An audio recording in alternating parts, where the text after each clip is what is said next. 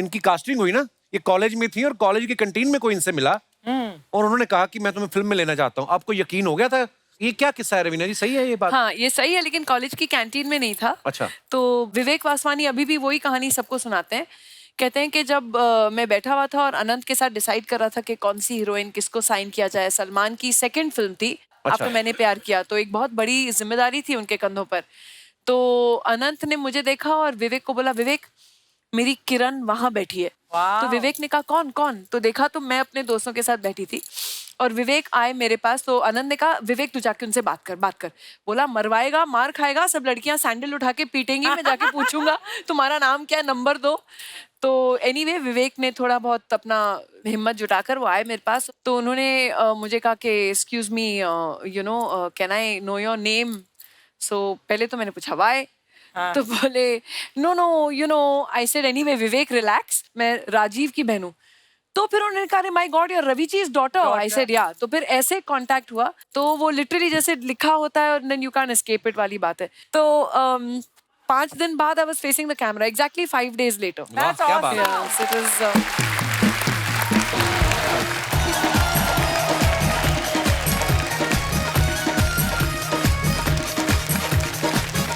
Hello Raveena ji, welcome welcome welcome. कैसी हैं आप? बहुत बहुत स्वागत है आपका। I'm good। जोरदार तालियां हो जाए रवीना जी के लिए। इनको जब पता चला ना अर्चना जी को आप आ रही हैं, ये बड़ी खुश हुई। इन्होंने मुझे कहा कि रवीना ने मुझे मोटिवेशन दिया, क्योंकि सबसे पहले आपको याद होगा आप ही एक बार सिद्धू जी की कुर्सी पे बैठी थी। हाँ, correct। तो ये कह रही थी ये तो एक बार बैठ के उठ गई कि मैं नहीं उठने वाली। कुर्सी की टेंशन लेनी चाहिए। उस दिन प्रोडक्शन वाले को खामखा पीट दिया आपने। वो बेचारा कपड़ा मार रहा था कुर्सी पे, ऊपर ही जाके बैठ गई उसके। तो कहता मैडम मैं तो कपड़ा मार रहा हूँ, मैं कौन सा मिट्टी डालती हूँ कुर्सी पे। इतना नहीं टेंशन लेते अर्चना जी। तू जो विजुअल्स बनाता ना मेरे दिमाग में कि मैं उसके ऊपर ही बैठ गई। कसम से पूरा एपिसोड निकाला, वो ऐसे ही रहा है, ऊपर बैठी नहीं है। अच्छा, मैं रवीना जी के बारे में बता दूं कि आप इनको बतौर एक्टर ही जानते हैं, लेकिन ये बहुत सारे सोशल वर्क भी करती हैं। ये महाराष्ट्र की वाइल्ड लाइफ गुडविल एम्बेसडर भी हैं। इन्होंने कुछ साल पहले एक लेपर्ड को अडॉप्ट भी किया था। वाओ। रवीना जी, आप देखने जाती हैं लेपर्ड कितना बड़ा हो गया, कैसी संगत में है, इधर उधर कहीं किसी लेपर्डी के चक्कर में लीपा पपड़ी तो नहीं हो रही? ये मतलब आप ध्यान रखती हैं? अगर लेपर्डी के चक्कर में पड़ेगा तो अच्छा है ना, संख्या बढ़ेगी हमारे यहाँ। ये तो है। तो ये तो बल्कि हमें लेपर्डी की परेड करनी चाहिए उसके सामने। नहीं, ये लेकिन वो आपने थोड़ा हाथ में चूजी रवीना है। जी ये भी बनाया, ये टैटू जो है, हाँ जी, ये उसके पाँव होते हैं। हाँ जी, हाउ स्वीट, ये वेरी नाइस। शेरनी के पाँव हैं। और मैं अपने दर्शकों को बता दूं कि आप सब अर्चना जी को भी बतौर एक्टर ही जानते हैं, लेकिन ये भी मड आइलैंड में जो मगरमच्छ होते हैं उनकी ब्रांड एम्बेसडर है। इन्होंने सारे मगरमच्छों को बोल रखा है कि तुम अगर दिन में 100 मछलियां पकड़ते हो तो 10 मुझे दोगे, 10% लेती हैं। आपको पता है मगरमच्छों में तो कहावत बड़ी पॉपुलर है कि मड में रह के अर्चना से बैर।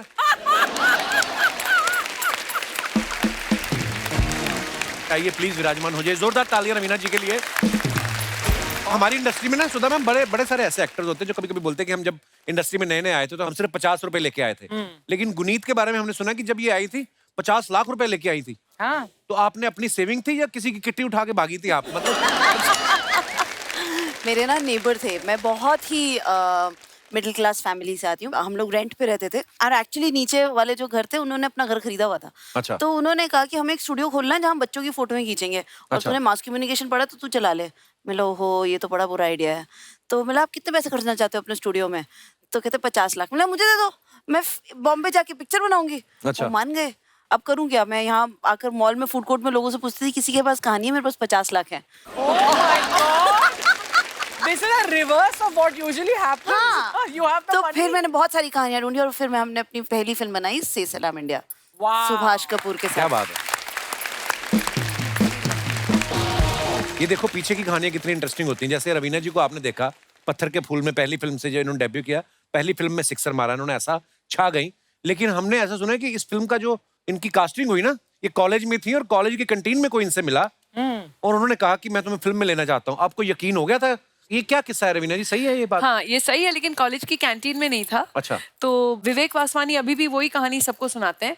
कहते हैं कि जब मैं बैठा हुआ था और अनंत के साथ डिसाइड कर रहा था कि कौन सी हीरोइन किसको साइन किया जाए। सलमान की सेकंड फिल्म थी आपको मैंने प्यार किया, तो एक बहुत बड़ी जिम्मेदारी थी उनके कंधों पर। तो अनंत ने मुझे देखा और विवेक को बोला, विवेक मेरी किरण वहां बैठी है। तो विवेक ने कहा कौन कौन, तो देखा तो मैं अपने दोस्तों के साथ बैठी थी और विवेक आए मेरे पास। तो आनंद ने कहा विवेक तू जाके उनसे बात कर। बोला मरवाएगा, मार खाएगा, सब लड़कियां सैंडल उठा के पीटेंगी, मैं जाके पूछूंगा तुम्हारा नाम क्या है, नंबर दो।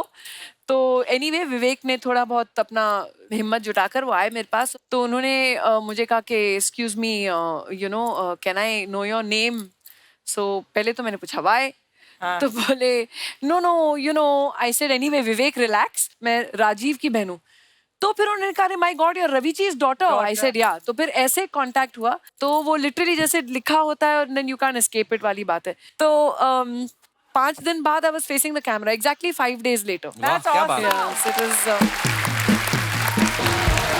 इसलिए यू नो कपिल एक्चुअली ये बहुत बड़ी बात है क्योंकि आई थिंक उस टाइम पे हम लोग इवॉल्व हुए एज एक्टर्स। Yes. आजकल जो नया जनरेशन है एक्टर्स का, वो पूरे ट्रेन पूरे ग्रूमिंग come के fully साथ आते prepared, हैं। हाँ, fully जो हमने स्ट्रगल कर करके अपनी 25वीं फिल्म में परफॉर्मेंस दी होगी, Yeah. उन लोग आज अपनी 5वीं फिल्म में परफॉर्मेंस दे रहे हैं। We took time to evolve, ये And some सीखा। terrible performances when you look back at it, say, "Why did अरे I बाप do रे, that?" और मेरे वो प्लीज वो फोटो दिखाना नहीं, वो ऐसे मतलब अंदाज अपना अपना में ऐसे घुंघराले पर्म वाले बाल, मैंने कहा है मैं क्या What सोच were we रही थी, मैंने क्या क्यों बनाए वैसे बाल। तो यू नो ये सब चीजें बाद में सोचते हैं कि यार और इम्प्रूव आई थिंक करना हर चाहिए किसी था। को लगता है कि यार अपनी पुरानी फोटो देखो ना, कोई भी देखे, चाहे कोई लड़का कोई लड़की, कोई तुम भी तो अपनी अभी भी पुरानी की फोटो देख हमेशा- के यही बोलते होगे हैं? नहीं?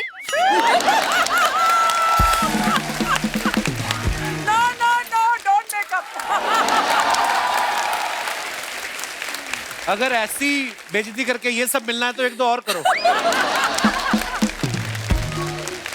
Then तो Kapil, you owe me a million kisses. तू हर सैटरडे संडे कितने सालों से मेरी बेइज्जती करता है ऐसे? मैं प्यार करता हूँ आपको। तीनों से मेरा ही सवाल है मैम, आपको अपनी पहली सैलरी याद है? हाँ, आपकी क्या थी पहली सैलरी? 500 रुपीज। अच्छा। हाँ, एक ऐड था। अच्छा। एंड जब भी हम लोग सुबह स्कूल के लिए उठते थे तो मम्मी ऑलवेज रेडियो ऑन करती थी, तो हम बड़े हुए लिटरली जब तैयार होते थे स्कूल के लिए वो गाने चलते रहते थे, सब 70s 80s यू नो के गाने। तो मैंने सोचा था वो मम्मी का टेप रिकॉर्डर थोड़ा पुराना हो गया था, तो जो 500 रुपए मिले वो जाके मैंने उनके लिए एक सिंगल कैसेट प्लेयर और रेडियो खरीदा था, my first earnings. Sudha ma'am आपकी पहली सैलरी कितनी थी? In 1974, अच्छा। 1,500. 1500। 500. Actually, my father was a professor and he was a doctor. हमचे पिताजी का सैलरी 500 था, 600 था। अच्छा। मेरा 1,500. नारायण मूर्ति का 1,000 था। अच्छा। Okay. Okay, उस जमाने में very high salary. I started with a very high वाह। salary. और गुनीत आपकी पहली सैलरी? 50 लाख के साथ आई थी यार। वो ये तो तुम चलो क्या किसी से लिया था ना। मैंने बहुत कुछ किया। कभी मैं डीजे बन गई थी, फिर एक अनाउंसर बन गई थी, फिर मैंने सड़कों पर चीज बेची। तो मुझे अलग अलग ऐसे जगहों पर मिला, कभी कहीं 10,000, कहीं ऐसे। मैं डीजे भी करती थी और लेडीज डीजे का ज्यादा पैसा मिलता था। अच्छा। तो ऐसे 400 रुपए पर आवर का चीज भी बेचती थी सड़कों पर चीज़? टेंट लगाकर। लेकिन फिल्म प्रोडक्शन में मैंने पैन ननल के साथ वैली ऑफ फ्लावर्स में थी, तो उसमें 5,000 रुपये महीना था। वाह। तो इंटर्नशिप, मेरा फर्स्ट इंटर्नशिप। कपिल, तेरी पहली सैलरी क्या थी? मेरी 500 रुपए थी। हाँ, मैं पार्ट टाइम पीसीओ नहीं होते थे उस समय, आजकल तो नहीं होते। हाँ। वो ये टेलीफोन बूथ, उस पे मैं काम करता था। तो मैंने पैसे जोड़ के, आप बिलीव नहीं करेंगे, मैंने म्यूजिक सिस्टम ही लिया था। So sweet. तो वो कैसेट वाला आता था ना, कैसेट प्लेयर। हाँ, तो single मेरे cassette को ऐसे शौक था, तो मेरे को था कि मैं डैडी को नहीं बोलना, खुद ही लेता हूँ। तो मैंने पहली बार वो खरीदा था। और भी एक दो चीजें की थी, मम्मी को याद है। तो दोस्तों, आज जो 3 हस्तियां हमारे साथ बैठी हैं, ये आज बड़ा खास एपिसोड है क्योंकि आज मदर्स डे भी है। मैं आप सबके विचार जानना चाहूंगा। कई बार क्या होता है, हमारी जिंदगी में 2 माएं होती हैं, एक आपकी माँ, दूसरी आपके बच्चों की माँ, यानी आपकी पत्नी। कभी कभी आदमी इन दोनों माओं के बीच फंस जाता है। उस समय उसको क्या करना चाहिए, किस तरीके से हैंडल करना चाहिए? आप अपने अपने विचार जो हैं, जो ज्ञान है, वो आप बांट सकते हैं। सबसे पहले कौन हाथ खड़ा कर रहा है? जी भाई साहब, माइक दे दीजिए इनको। Hello Kapil sir. Hello. Hello everyone. मेरी वाइफ को है ना मम्मी से पहले कुछ भी काम करना रहता है। तो एक बार ऐसा हुआ कि जैसे मैं ट्रेन में हम जा रहे थे, तो पहले मेरी वाइफ ने बोला आप मुझे चढ़ाओ, तो उसको चढ़ाया, सामान चढ़ाया, तो मम्मी रह गई पीछे। तब भी बहुत मम्मी गुस्सा हुई थी। और एक बार ऐसा हुआ था कि आप पहले मम्मी को चढ़ाया करो, बीवी को तो कोई ना कोई चढ़ा ही देगा।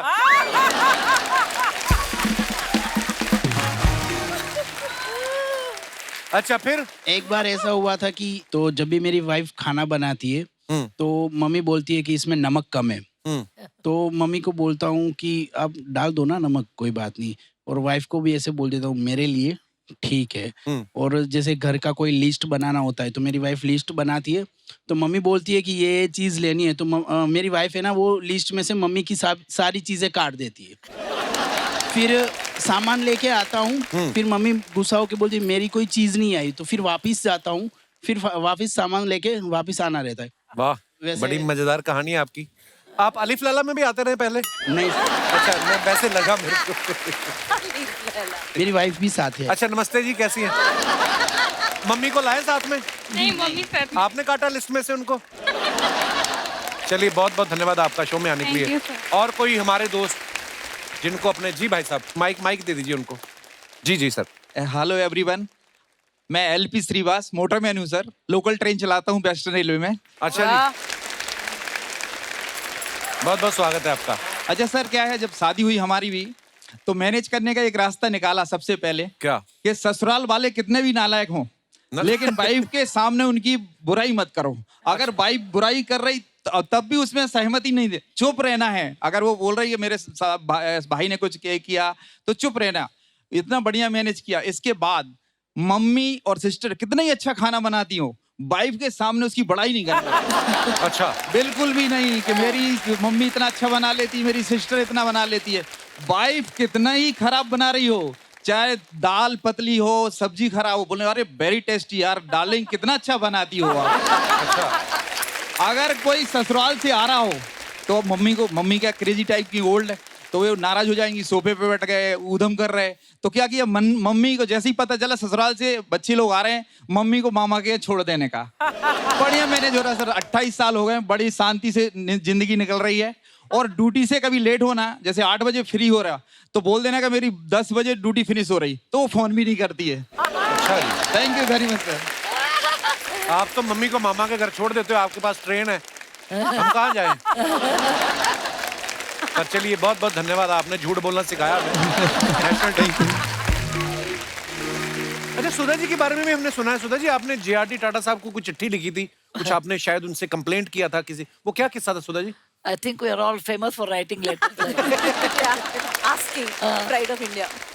1974 हम बेंगलुरु में टाटा इंस्टीट्यूट में एमटेक कर रही थी। मेरे क्लास में मैं अकेली लड़की थी।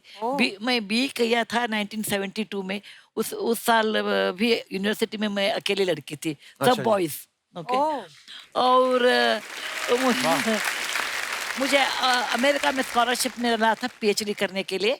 एक दिन मैं हॉस्टल को आ रही थी और एक चिट्ठी एक नोटिस बोर्ड पे था, Telco Pune Jamshedpur is inviting young bright engineers with a good salary training, लेकिन बाद में lady students need not apply. दो लाइन था। आपके एडवर्टाइजमेंट में होता है ना, cigarette is injurious to health, छोटे लेटर में ऐसा था। मुझे बहुत गुस्सा आ गया। और वो 23 इयर्स की थी। गुस्सा उस समय ज्यादा आता है, अब आजकल नहीं।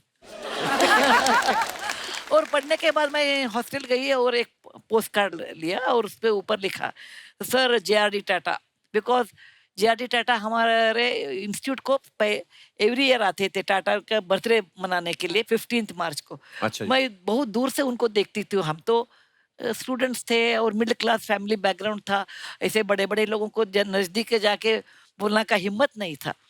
और वो बहुत हैंडसम थे। बहुत ग्रीक स्टैचू ऐसे होते थे।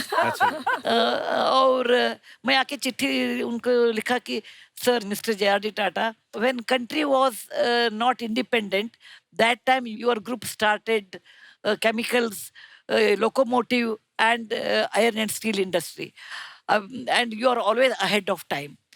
एंड समाज में महिला और पुरुष दोनों 50-50% होते हैं, और महिला को आप चांस नहीं दिया तो you are cutting the services of women, that means your country will not progress. And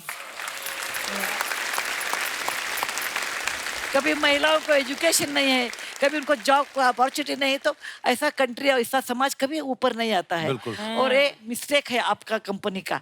ऐसे हम जस्ट लिख दिया। और उनका एड्रेस मुझे मालूम नहीं था, हम हुबली के हैं, इंटरनेट नहीं उन दिनों में। Yeah. हमने ऐसा सोचा कौन नहीं लिखा है, lady students need not apply, Telco company ना, ओके JRD टाटा टेलको बॉम्बे, इतना ही मैं एड्रेस लिखा के पोस्ट कार्ड पोस्ट किया। हमने ऐसा ही लिख दिया। JRD टाटा तो अनभिषिक्त सम्राट थे ना, उनको पोस्ट कार्ड मिला। वो पढ़ने के बाद उनको गुस्सा आ गया, वो बुलाया, एक लड़की पूछ रही है, ये न्याय नहीं है और ये अन्याय है, ये बराबर है, उसको एक चांस देना चाहिए। वो अच्छा किया तो देखेंगे, अच्छा नहीं किया तो हम ना पास फेल करेंगे। उस समय मैं लेडीज हॉस्टल में थी, उस समय लेडीज हॉस्टल में टेलीफोन नहीं होता था, क्योंकि बॉयज से हम फोन करते हैं, वो सोचते थे बिना टेलीफोन भी पत्र लिख सकते हैं ना। एनीवे हमें टेलीग्राम आ गया, please attend Telco's final interview at Pune at our expense, first class train ticket. Pune और बेंगलुरु में प्लेन नहीं था उस दिन में, ये 1974 साल है, कितने 50 साल हो गया ना। और मेरे सहेली थे, वो सब PhD करते थे, सब मुझे बता दिया चले आप जाइए, पुणे में साड़ी बहुत सस्ता मिलता है, 30 रुपए को साड़ी मिलता है, हम सब 30 रुपए दिए और एक साड़ी मुफ्त में आपको देते हैं हम, चले जाइए।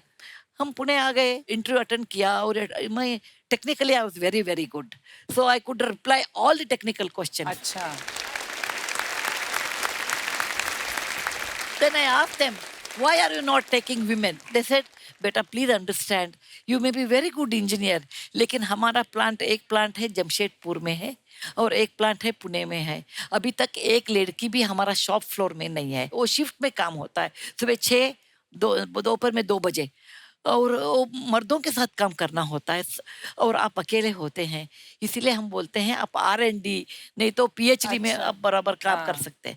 हमने बताया, मेरे नाना जी इतिहास के टीचर थे, he told for 10,000 steps journey there's always one step to start। Yes. इसीलिए हमने बोला आप ऐसे बोलते थे, ये जग में कभी भी लड़कियां काम नहीं कर सकते आती हैं, नहीं। आगे नहीं कर सकते हैं, क्योंकि one or other day they have to come and you should start that। Then I got the job। Wow, I got क्या the बात job। बाद में हम हमारे घर लौट गए। I was very friendly with my father। I told my father, देखो हमने एक पत्र लिखा है, पोस्ट कार्ड, ऐसा जॉब मिला। हमारे पिताजी ने हमको पूछा कि आप जॉब लेते हैं क्या? हमने बताया नहीं, हम नहीं लेते, मैं अमेरिका जा रही हूँ PhD करने के लिए। और पिताजी ने पूछा, then why did you write a letter? हमने ऐसे उनको दिखाने के लिए, ladies will not keep quiet, लड़कियां भी होशियार है, ये दिखाने के लिए हमने लिखा है। Thank you. लेकिन मेरे पिताजी ने बोला ये गलत है, ये गलत है। When you open the cupboard and you ask for equality, you must take up the job. Otherwise, you should not talk. बहुत अच्छा एक सलाह दिया हमारे पिताजी ने कि you should walk the talk in your life. What you talk, you should walk. What you walk, you should talk. अभी आप मुझे देखते हैं, आपको क्या, मैं कभी भी झूठ नहीं बोलती हूँ, छोटा झूठ बोलती हूँ, अभी खाना खा के आई ऐसा बोल सकते हैं, लेकिन झूठ नहीं बोलती हूँ। आपको क्या, मुझे when you look at me, what you see, you get that। That's awesome. There is nothing at my back। What you get, what you see, both are same। तो मेरे पिताजी ने बताया, आप क्या बोलते हैं वो अच्छा नहीं है। Then it was those days, no, it is not my life। हमको मेरा कमरा चाहिए, मेरा स्पेस चाहिए, ऐसा नहीं था। हमने 2-3 दिन सोच लिया, बाद में मेरा एडमिशन लेटर मैंने पढ़ दिया और I took up the job of Telco, the first lady engineer in the house of Tata। Wow. कितनी इंस्पायरिंग है सुधा जी की स्टोरी। तो मैम, जब आप सारे बॉयज थे कॉलेज में, हाँ। आप अकेली स्टूडेंट, हाँ। है ना, स्टाफ भी सारा मेल स्टाफ, वो कितना मुश्किल था आपके लिए? बहुत मुश्किल था। 1968 में मैं इंजीनियरिंग ज्वाइन किया और मेरे क्लास में 149 boys are the only girl. In the university there 599 boys are the only girl. Oh my God. And there was no toilet, because हमारे कॉलेज में ऐसा ये सोच लिया, लेडीज नहीं आते, लेडीज टॉयलेट किसके लिए चाहिए, वेस्ट हो जाता है। Then? और हमने ज्वाइन किया, ज्वाइन के बाद वो उनको लगा अरे 2-3 महीने रहती है, बाद में छोड़ के जाती है, इसीलिए टॉयलेट नहीं बनाया। हमारे प्रोफेसर को ऐसा लगा, अरे ये लड़की क्या करती है इंजीनियरिंग, ये मर्दों का काम है। और उस जमाने में 1968 सालों में ऐसा हिंदी फिल्म चलता था हमारे इंडिया में, 100 साल पहले मुझे तुमसे प्यार था, आज भी है कल भी रहेगा, ऐसा सॉन्ग। नहीं तो तू तू ही मेरी देवता, ऐसा सॉन्ग। हाँ। नहीं तो मांग के साथ तुम्हारा मांग लिया संसार, ऐसे गाने प्रचलित थे। और प्रिंसिपल साहब ने मेरे पिताजी को बताया, देखिए हमारा 3 शर्त है। नंबर 1, तुम्हारी लड़की साड़ी पहनना चाहिए। मैं 16 साल 17 साल की थी, साड़ी पहनना चाहिए, क्योंकि उस जमाने में that is the only dress for women, no other dress. दूसरा है, she should not go to canteen because boys will be there, she should not eat in canteen. Canteen खराब था वो अलग है।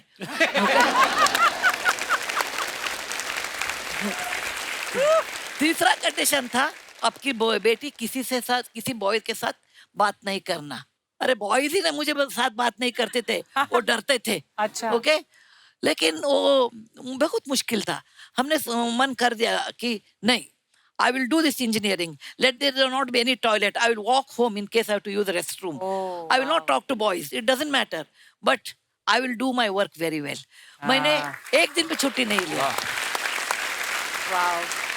और मेरे पिताजी को इतना मुश्किल हुआ, लोग बोलते थे, डॉक्टर साहब आपके भेजा में क्या है, आपको 3 लड़कियां हैं, ये लड़की को एक टीनेज में है, उनको मालूम ये ऊपर खाली होता है, अभी वो इंजीनियरिंग करती, बोलती है आप नहीं डालना उसको, इंजीनियरिंग नहीं कर सीखना, अवकाश नहीं देना उनको, क्योंकि वो लड़की इंजीनियर हुआ तो कौन शादी करेगा उसको। अरे उनको मालूम नहीं था, तुंगभद्रा रिवर के उस पार हमारे साजन थे। आप कितने प्यारे हो।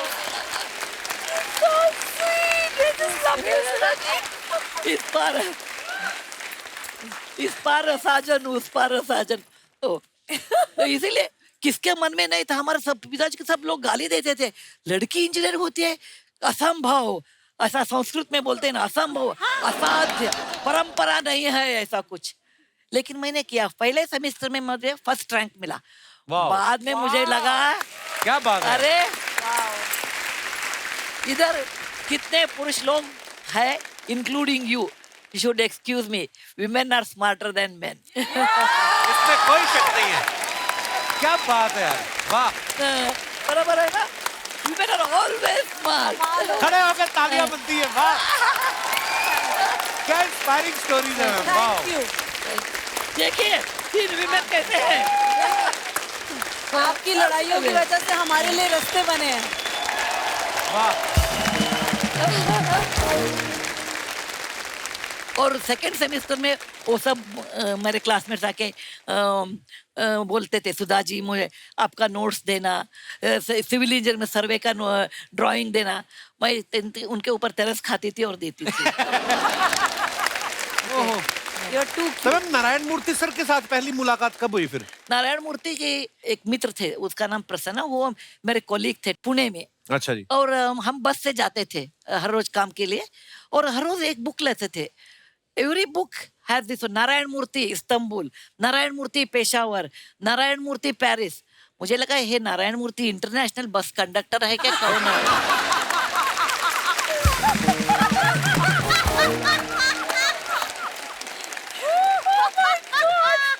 ऐसा लगता है क्या नहीं, हर रोज इनका डेस्टिनेशन अलग है। उन्हें हमने पूछा ये नारायण मूर्ति कौन है, वो बता दिया मेरा दोस्त है, वो पेरिस में 3 साल थे, अभी हिच हाइकिंग करके इंडिया आ गए, Paris to Pune, he took almost 6 months hitch hiking. और वो बता दिया वो भी कन्नड़ा बोलते हैं हमारे जैसे। अच्छा जी। और एक बार मिलने को चाहते हैं। मुझे लगा एकदम फिल्म हीरो के जैसे हैंडसम और बोल्ड, नारायण मूर्ति डैशिंग, इंटरनेशनल बस कंडक्टर आते हैं। When he open the door, मुझे लगा ये कौन है आदमी, छोटा बच्चा।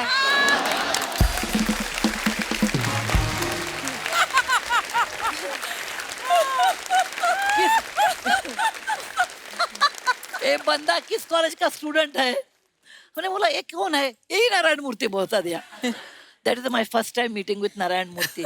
नारायण मूर्ति शादी में कितने किलोस थे, अभी उतना किलो ही है। Because I am a bad cook, my husband has maintained the weight. वाह यार। मैम आपका ह्यूमर कितना अच्छा है, मतलब किसी भी बात में कुछ भी निकाल के, वाह मैम आपकी स्टोरी तो इंस्पायरिंग है ही। मतलब मैं एक बात बताना चाहती हूँ दर्शकों को और आपको भी, मैं ऑथर हूँ ना, अभी ऑथर हूँ, सीरियस नॉवेल लिखना बहुत आसान है, वो मराठी में रडा रडी बोलते हैं ना, वो आंसू आ गया, ऐसा बोला, झगड़ने का। Most difficult is humour. Yes. Humorous novel लिखना, ह्यूमरस आर्टिकल लिखना बहुत मुश्किल है। इसीलिए मैं आपको धन्यवाद बोलती हूँ, और I always respect you because you find out a humour just like this. अरे मैम, आशीर्वाद है आपका। It's पर आप absolutely an art. हे भगवान की देन है। बिल्कुल बिल्कुल ma'am. Don't lose it. Losing is 1 minute job. Okay, इतना देखे वो ऐसा है, वो नेगेटिव देखना बहुत इजी है, और नेगेटिव बोल के लेकर हम भी नेगेटिव हो जाते हैं, लेकिन ह्यूमर है ना, लोगों को जिंदा रखता है। बिल्कुल। Keep it up, god's gift to you. Thank you ma'am.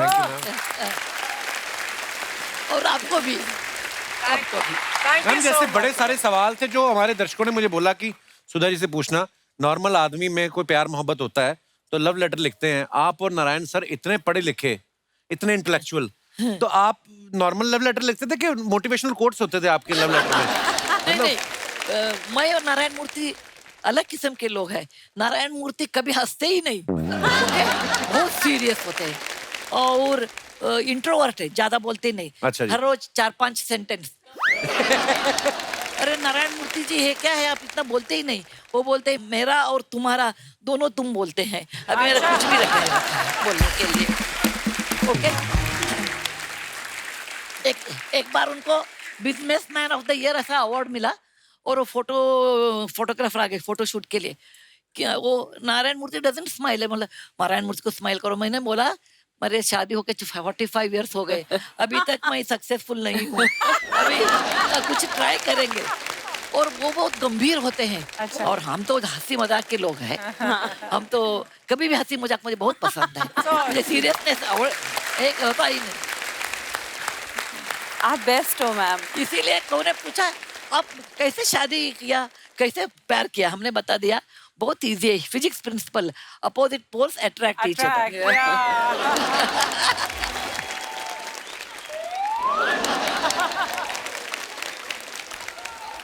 बस करें। ऊपर वाला बादशाह है बड़ो, ऊपर वाला बादशाह है। पुनीत जी, मेरा बच्चा है तू। रवीना जी, मेरा बच्चा है तू। सुधा जी, आपका बच्चा हूं मैं। कपिल, यस दादा। मेरा बच्चा है तू। यस दादा। अर्चना जी, मेरा बच्चा है। नहीं पूछ रहा हूँ मेरा बच्चा है कि गटक गई।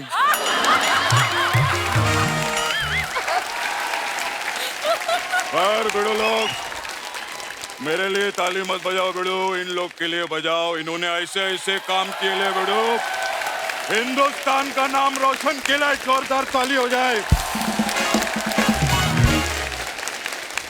Behind every successful man there is a woman. Woman मतलब औरत, औरत मतलब लेडी, लेडी मतलब फीमेल। हाँ दादा, समझ गए। अरे औरतों को आज तक कोई नहीं समझ गया, तू क्या समझ गया? समझ गया क्या रहता है।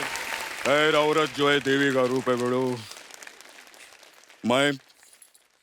I'm sorry बेड़ो, मैं औरत लोग का नाम आता है मैं बहुत इमोशनल हो जाता हूँ मैं। अर्चना जी, टिश्यू पेपर है क्या आपके पास? प्रोडक्शन का सारा माल लेके बैठी रहती है। कमाल है बड़ू, मजा आ गया बड़ू बहुत। मैं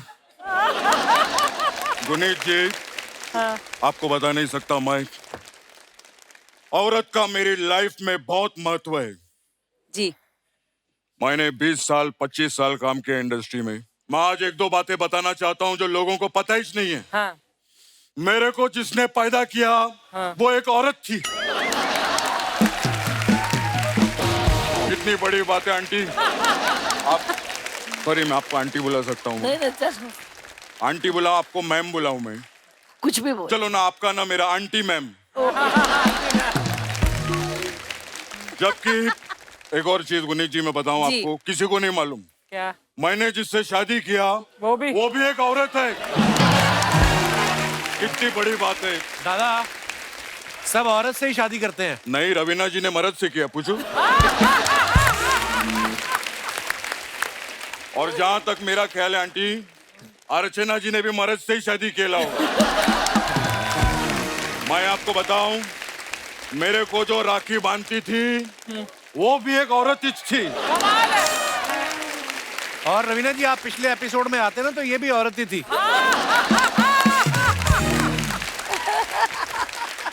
क्या बात है बड़ू, वो औरत इधर अब आती रहेगी, आना चाहिए कि नहीं उसको बड़ू? रवीना जी, द ravishing रवीना टंडन, क्या लग रही हैं आप बड़ू? थैंक क्या यू बात गुरु। है। खैर, अपना मजाक चलता रहता बड़ू। हाँ। बहुत काम किया अपन ने। और मैं तो रवीना जी को कितने टाइम से जानता हूँ।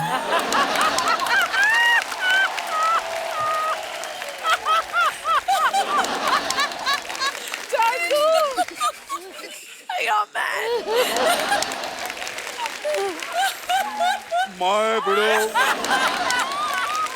रवीना जी को तब से जानता हूँ बड़ू, मैं पहला पिक्चर देखा था इनका, फूल के पत्थर। अरे दादा, पत्थर के फूल। हाँ तो क्या हुआ, पत्थर फूल इधर उधर हो गया तो हीरोइन तो यही थी ना यार, क्या बात करता है बड़ू।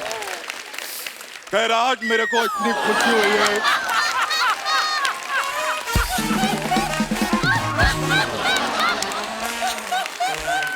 मेरे को आज बेड़ो मेरे को इतनी खुशी हुई ले, रवीना जी, गुनीत जी और शादीशुदा जी भी आए ले। अरे दादा, वो सुधा जी हैं। अरे तो मैं, आप शादीशुदा है ना मैम? मैम आप आशीर्वाद दो मेरे को, मैं सच्ची बोलता हूँ। God bless you. Okay, thank you. Ma'am आप कर्नाटक से है ना मैडम? हाँ, मेरे को उधर का एक सिटी बहुत पसंद है। कौन सी? सिंपलिसिटी।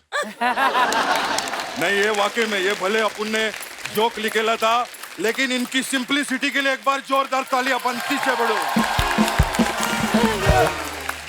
कपिल, हाँ। मैंने उधर देखा बड़ो, मैडम उधर साउथ के लोग इतने सिंपल होते हैं, मैं आपको बता नहीं सकता हूँ। ये लोग जमीन पर रहते हैं और नारियल को पेड़ पे रखते हैं। बल्कि लोग पेड़ पे रह के नारियल को जमीन पे रख सकते हैं, लेकिन नहीं। दादा आप कैसी बातें कर रहे हैं? आपको पता है ना उन्होंने कितना बड़ा एम्पायर खड़ा किया और आप क्या बात कर रहे हो बड़ू? मैडम आपने एम्पायर खड़ा किया है। ओह, लेकिन उसको तो बड़ी प्रॉब्लम होती है। क्यों? ना वो कभी बैटिंग कर सकता है, ना वो कभी बॉलिंग कर सकता है। वो एम्पायर तो हमेशा ऐसे खड़ा रहता है, वो ऐसा ऐसा बड़ू। दादा, क्या बड़ू?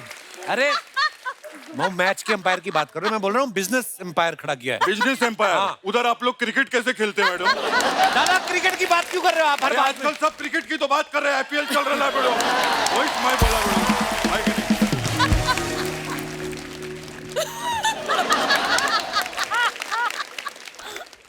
गुनीत मोंगा कपूर जी के लिए जोरदार तालियां हो जाए बड़ो। थैंक यू मैम, जी। मैं आपको एक बात बताऊं, जी। ये जो कपूर खानदान है, फिल्म लाइन वाला, कजन। हाँ जी, हाँ। उससे मेरा बहुत पुराना नाता है। अच्छा। क्या? कैसे? जब मेरे घर पे पानी नहीं आता था ना, हाँ। मैं उन लोग के घर पे जाके नहाता था। तो समझा नहीं, मैंने क्या बोला, मैं, मेरा उधर बहुत पुराना नहाता है, मैं उधर बहुत पहले से नहाता है। दादा इस बार झाड़ नहीं लेके आए? आप बोल रहे थे झाड़ लेके आते थे हर बार। अरे नहीं, झाड़ नहीं लगाने का बड़ो। अरे क्या बात कर रहे हैं? नहीं नहीं, पहले मैं बोलता था झाड़ नहीं लगाने का। पर क्यों? क्योंकि मेरी वजह से इंडिया का पॉपुलेशन नंबर 1 पे पहुंच चुका है। कैसे? अरे मैं झाड़ लगा के निकल जाता था, फिर झाड़ की आड़ में ताड़ फाड़ करके पॉपुलेशन बढ़ गया बड़ो। मैं बड़ो नहीं। खैर मैडम, क्या बात है, मैडम को ऑस्कर मिला बड़ो, जोरदार तालियां हो जाए। Thank you. मैम आप बेन पैट्रिक को जानते हैं? बेन? नहीं जानती हो? नहीं। नहीं, मैं भी नहीं जानता। देखो कितना वेवलेंथ मैच करता है हम लोग का, सोच सेम है हम लोग की। देखना एक दिन मेरे को भी ऑस्कर मिलेगा, देखना। मैं सच्ची बोलता हूँ बड़ो। अच्छा मैम, मेरा एक रिक्वेस्ट था आपसे। जी जी। ये जो ऑस्कर है, इससे आप एक बार बात करो। हाँ। बात करो, वो कोई ना कोई आपको अपना प्रॉब्लम बताएगा। ये क्यों क्यों मतलब ट्रॉफी से क्यों बात करेंगी? अब तूने ऑस्कर का ट्रॉफी देखेला है? हाँ। टेंशन में रहता है वो।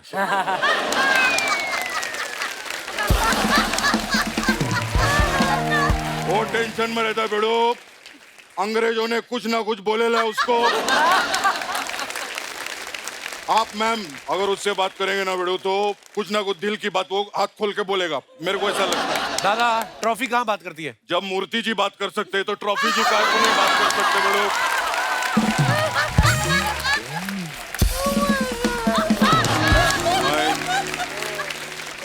आंटी मैम, आंटी मैम, मैं अपना लाइफ में बहुत स्ट्रगल किया मैम।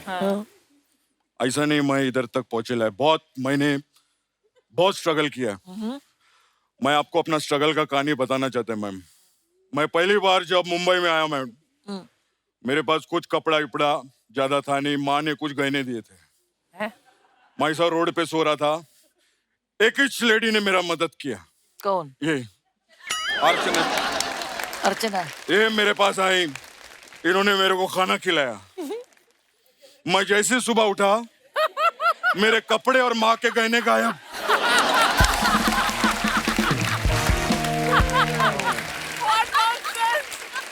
मेरे को लगा चोरी हो गई है, लेकिन नहीं, ये पहन के घूम रही थी अगले दिन। आंटी अच्छा लगा आपको? मजा आया आपको? सच्ची। अरे आप लोग आए, हमको ज्यादा मजा आया। इनके लिए जोरदार ताली हो जाए। थैंक यू कप्पू, मैं जाता हूँ। बाय बाय, लव यू बड़ू।